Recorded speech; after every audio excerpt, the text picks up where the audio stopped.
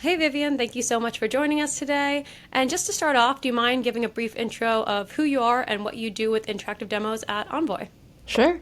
Hi, my name is Vivian. I'm a solutions marketer at Envoy for our workplace solution, and how I'm responsible for interactive products, or sorry, interactive product demos. It's really around to showcase our solutions for the workplace and how to modernize and streamline efficient workplaces with all the tools that both admins and employees would need in order to make sure that coming on site is worth their commute. Awesome. That is a great way to describe it. And just to dive in, I was looking around your website a little bit before this and just really loved the use case that you all deployed it, basically like a mini demo center on that book a demo page. Mhm. If you want to book a live demo on the website, you have the option to either do that or explore some interactive demos. Can you talk through what kind of led to putting it on the Get a Demo page and what was the process for building out those demos? Sure. So part of that process was, understanding, what are people interested when they're looking for a solution like ours, and really allowing our, prospects as well as, existing customers for, say, our different solution, explore what we can also offer with our workplace offering. And so being able to have a peek under the hood, so to speak, of what our product actually looks like and the kinds of insights it can provide is really key to help drive further conversations between, our sales team and for our prospect to understand, how exactly Envoy can help them with their workplace efficiency needs.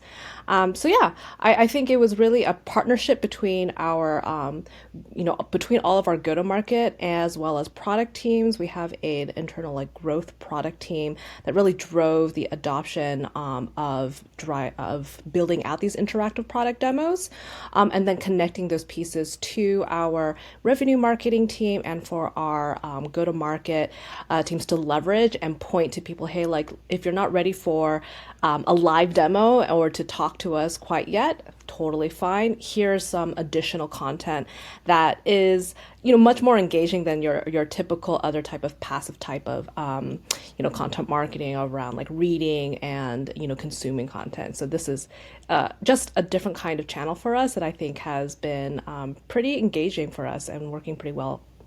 That's awesome. I love to hear your point of like, oh, if you're not sure you're ready for a demo yet, it kind of provides different alternatives. Curious, was it from the beginning you were like, okay, we want to break these up into different use cases? We know we have very specific parts of our product, or was there ever a thought of doing one holistic demo? I think we wanted to really dive into specifics about all the areas of our solution because, especially with our workplace product, we have several functionalities that combine things like desk booking, room booking, workplace analytics. These are all things that can be done by point solutions, but are much more integrated and more effective when it's hosted by a unified and integrated platform where you can see all of that data in one place.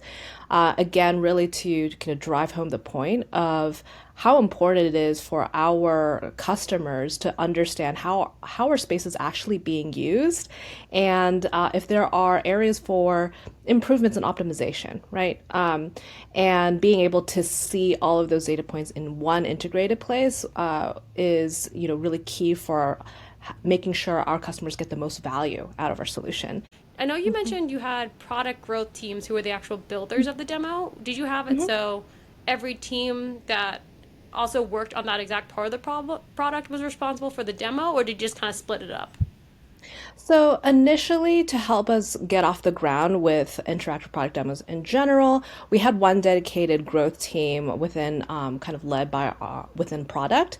However, my team has since kind of inherited and are seeking to really take those interactive product demos to the next level.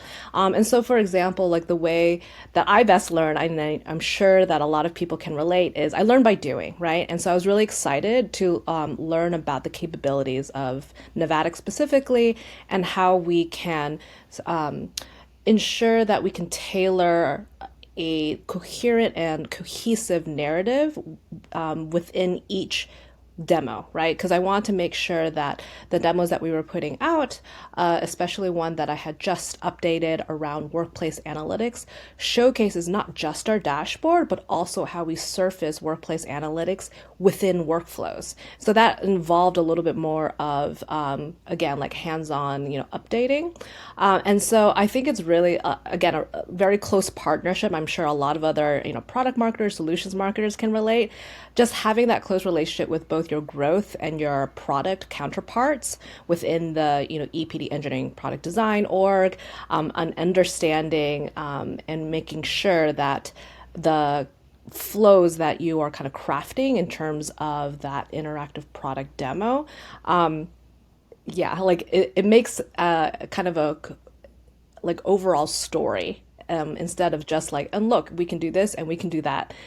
That's I always try to strive for answering the question, so what, or why would I care? Love the so what. That's something we've said before, like, tell a story versus a how to, sort of like that. But that's a really good way of framing these demos of every single one should answer, like, so why does this matter to me? So what? Do you have like a set of rules or template to make sure every demo, when it's not you building it out, follows those guidelines? Or is it more they've just learned from seeing your example?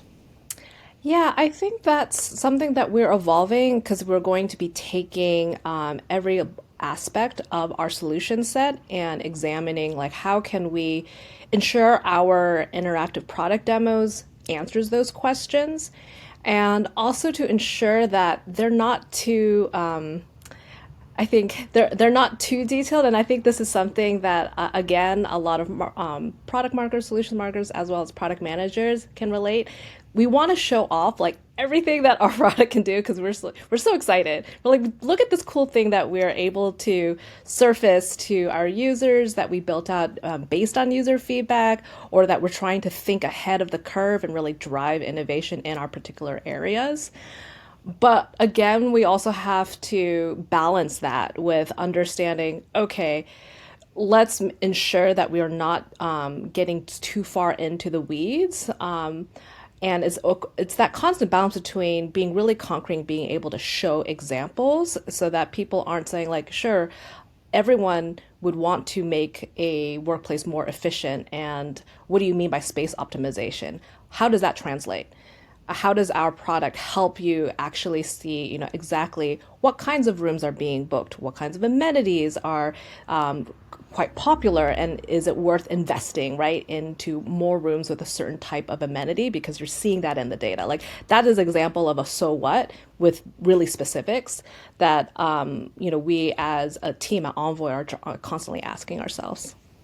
Yeah, I think there are specific examples, or I've seen like, like you said, if you're showing a dashboard, kind of show beyond that, like what results do you get from that can really help drive home that so what. Curious, besides making sure there's a so what and everything, do you have any other like general tips you give to maybe new builders on your team or anyone else not as familiar with Navattic? Sure. The way that I would suggest going, like starting and building a product demo is thinking about it like a short storyboard. I think again, it's like that narrative and understanding what are the beats that you want to ensure, and then what's the corresponding, I would say, like the tooltip or the copy that you want to get across, and then ruthlessly edit. I think I've gone from, many steps, nearly 20 steps, which I do think is way too many steps. And then I looked at Navattic's blog post around like what is a best practice for how many steps should be in a product, like interactive product demo. And obviously, your mileage may vary, but for the most part, shorter is probably better because you don't want to overwhelm a user with like, oh my gosh, there's so many things to click through.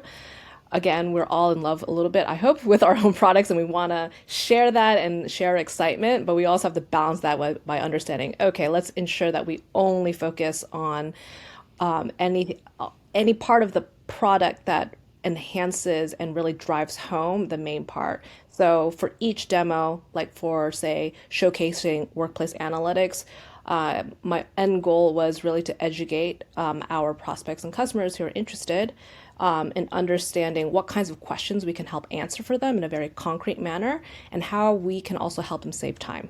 So those were the two main points. And so I had to look at every step that I had in my demo with that filter in mind.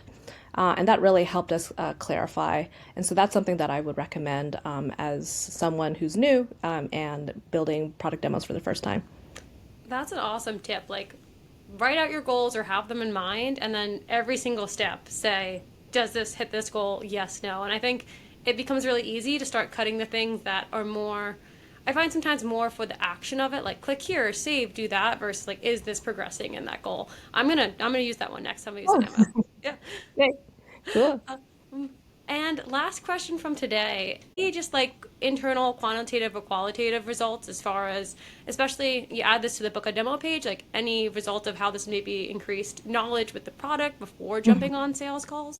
We know that interactive demos are such a clear driver for prospects and existing customers who want to expand into our other solution portfolio is driving people to actually sign up for a live comprehensive demo with someone from our team. And I think that's really exciting for us because, again, it makes a lot of sense when you're considering the landscape of all the types of whatever software that one is, trying to trial or demo or just research, being able to have that initial peek under the hood.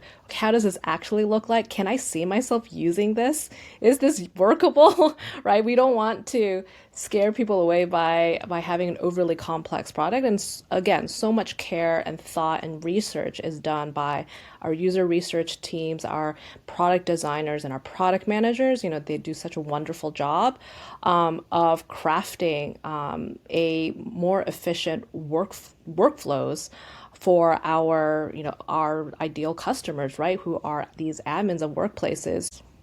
That's awesome. I love it's like the product team has put so much work into creating this great UI, user experience, these workflows. Then how do you make sure that's front and center and kind of a differentiator as someone's thinking about, entering the sales cycle with your product?